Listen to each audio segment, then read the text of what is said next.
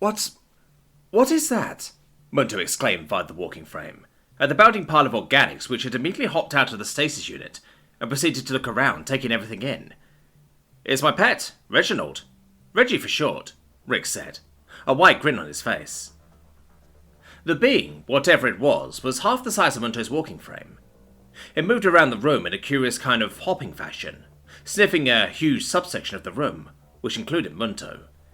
And Reggie is? Munto prompted, locking the walking frame into ocular sensors movement only. Oh, do they not have rap hounds anymore? Rix asked.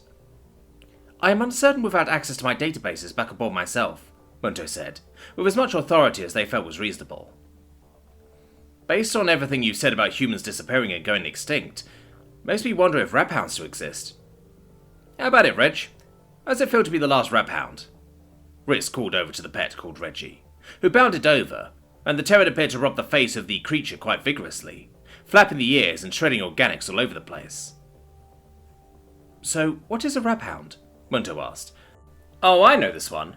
They're a kind of crossbreed cum genetic project between a pet from Terra, genetic adaptations for the colony where I grew up, and crossbred with one of the local animals. We call them rap hounds because they hop instead of run. Gives them a wicked kick and jump, Rix exclaimed, still stroking Reggie, albeit less vigorously. Munto tried to picture and understand, but without their many databases for reference against organics, they felt blinded to so many insights the Terran seemed to think was instinctive.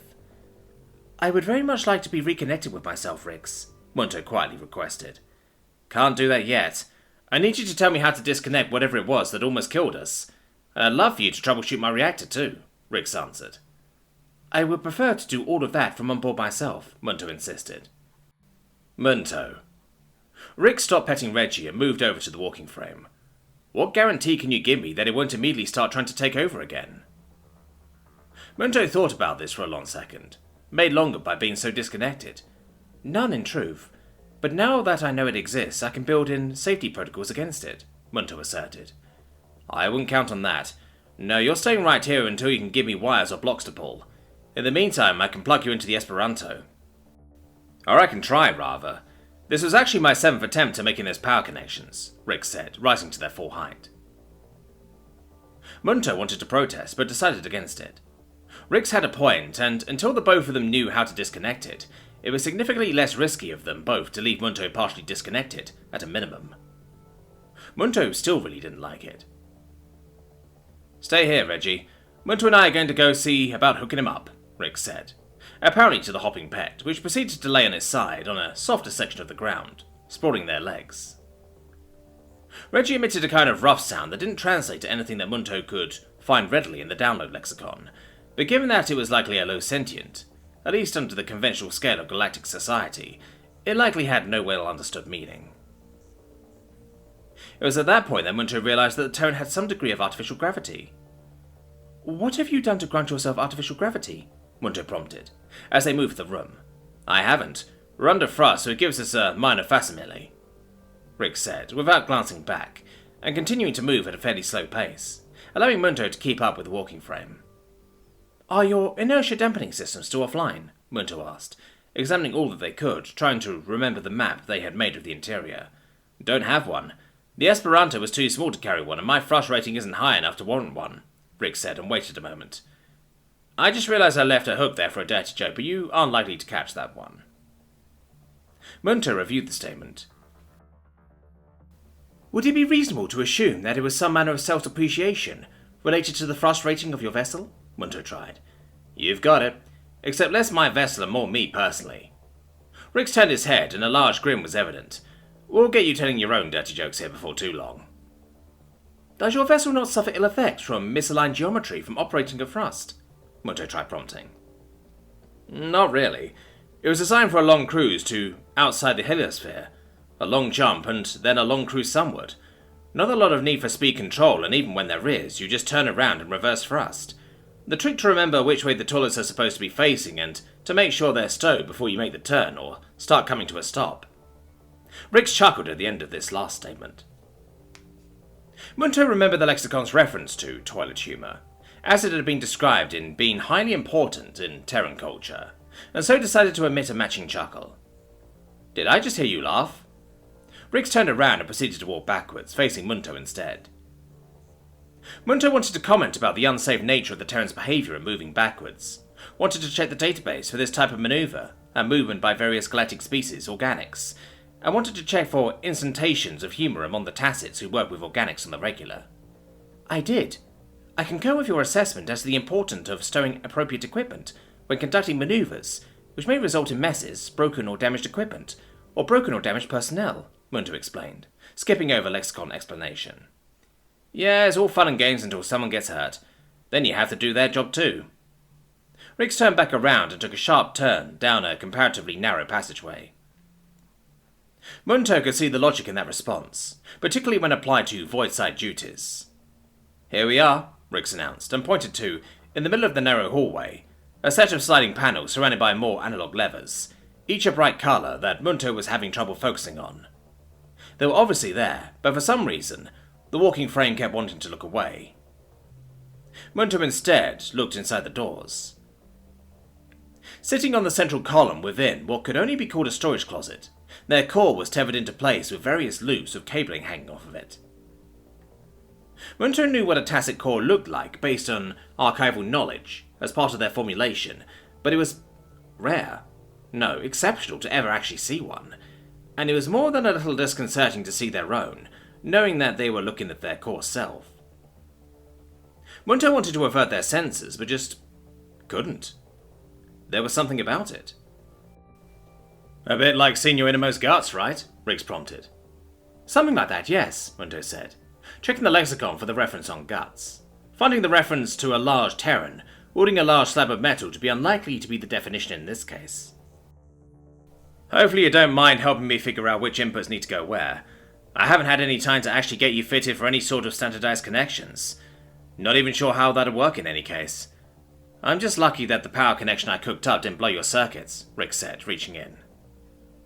Munto didn't want to look, but did so anyway. First, Munto had to tell Rix what kind of connectors and adapters they would need to be able to hook Munto into the Esperanto. The data wasn't too dissimilar, but would require some adaptation before being connected to Munto, and the same for data being sent from Munto to the Esperanto.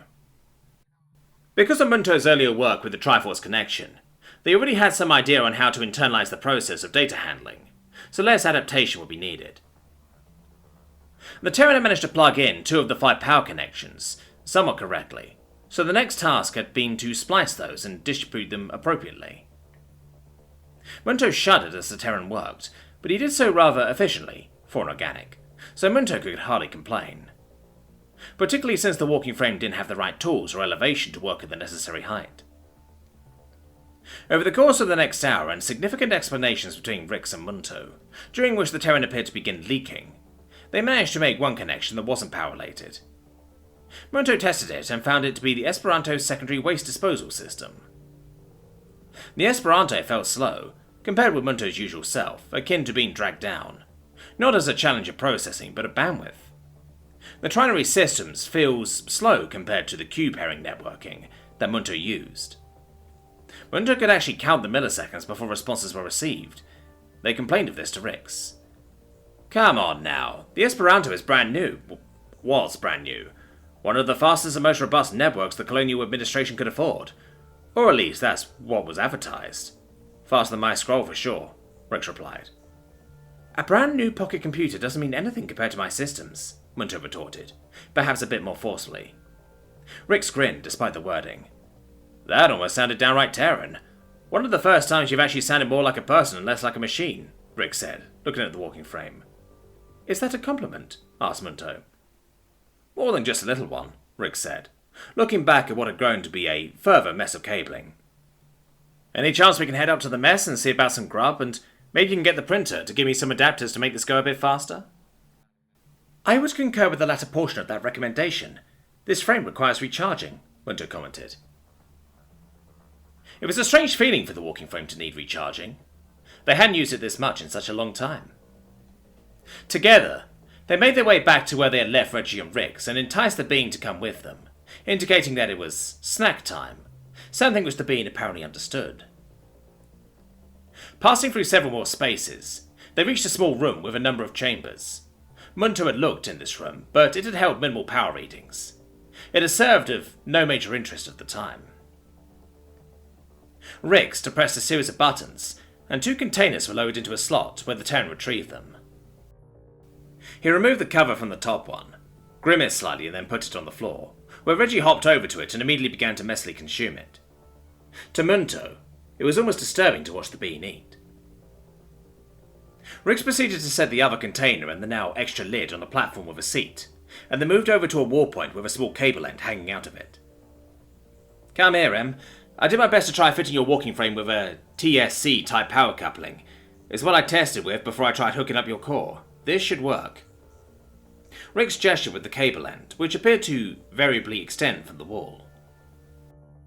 Munto moved the walking frame over, and observed the Terran's intersection of the plug into a rather odd-looking adapter that Munto hadn't noticed before, now on the back of the walking frame. A small spike of energy and that same greasy feeling filled the sensors of the walking frame, but Munto was able to confirm that the onboard batteries were recharging, if only at a slow rate. "How's that working?" Rix asked.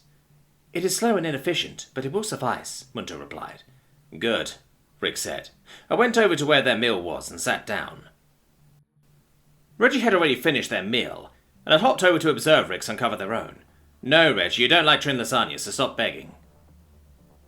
Reggie appeared to sit and observe the Terran intently. Munto presupposed that this was something of a ritual for the pair, as Rix proceeded to grab a piece of whatever Trin lasagna was and lowered it for Reggie to smell it. Reggie appeared to not like the smell of it, but still seemed interested in Rix's consumption of it, all the same. "He's a greedy beggar, but he knows that he shouldn't have. He's a good food checker, that one," Rix said, his mouth half full as he rapidly began consuming the contents of the container. "Is it common to provide food from your own portion to your pet, I believe you called them?" Munto asked. "You're not supposed to, but almost everyone does it at some point. The trick is to avoid anything that will make them sick. Reggie here is pretty resistant to a lot of the standard stuff since he was going to be coming to the new colony, and he had to be able to eat whatever we can manage to give him," Rix said in between bites. "Is Reggie a sentient?" Munto decided to ask. This took a moment of thought by Rix, who slowed their chewing accordingly. "Not in the same way that you and I are, if that's what you're getting at." Rix rather more eloquently put it than Munto expected. "Please explain," Munto requested. "Well, Reggie and most pets are smart to some degree. It's part of how they're raised. We're their family and they recognize that, but they aren't smart like us. Or most aren't. And there are laws against doing mental uplifts," Rix said, still slowed in their consumption. "Uplifts being increasing sentience?" Munto queried. "Something like that, yeah. Basically, the TSC figures that beings should get started on their own, you know. And then come find us," Rix replied. "That is not in line with what has occurred since the dissolution of your TSC," Munto commented. "Yeah, I've been reading some of that galactic history you downloaded for me. Can't say that I agree with it, but at least there's some pretty strong sentient protections out there, it looks like," Rix said, gesturing with his hands as he continued to eat. "That is my understanding. It is also the reason for the previously discussed ongoing debates on scales of sentience." Munto gestured similarly with the walking frame. "Still, can't blame them. Sometimes it'd be nice if Reggie here was a bit smarter, but I still love him just the way he is," Rix said, setting aside the meal for a moment to cup Reggie's head in his hands again, and rub their face vigorously. "Should Reggie be out at this time?" Munto asked. "Technically, no, but I figured I'd introduce you two. Plus, it's been a long time since I've seen him. He went into stasis just before we left the station, and it was 2 weeks for us to get to transit distance. Plus, then, the week I've been awake. I'm planning on not seeing him for about a month, but given that we're still sublight for now, I figured I might as well get him up to stretch his legs and enjoy a bit of ship time, before I have to put him back under," Rix said, stroking Reggie's head, as Reggie made a kind of happy rumble. "Is that a pleasure sound?" Munto asked further. "It's his happy noise, yes," was Rix's reply, his eyes clearly fixed on Reggie's. "On an unrelated matter, I believe this frame will need some additional time charging before I can assist with communicating adapter needs to the mobile printer," Munto said. "Oh, that should be no problem. I figured out that you set it up to be able to talk to my scroll, so I figure maybe you can use that while I take Reggie for a quick run and empty before he goes back into stasis." Rix pushed the now empty container and list to one side of the table, grabbed up the container which Reggie had eaten out of to set next to the other one. Rix then proceeded to pull out the scroll from a leg pocket and handed it to the walking frame. "Back in a few. Come on, Reggie," Rix called, and Reggie immediately followed. suitably ignoring the walking frame holding the data scroll. Back to this analog mess, thought Munto, as they unrolled it and began trying to figure out how to locate the pre-stock templates they had loaded into the mobile printer.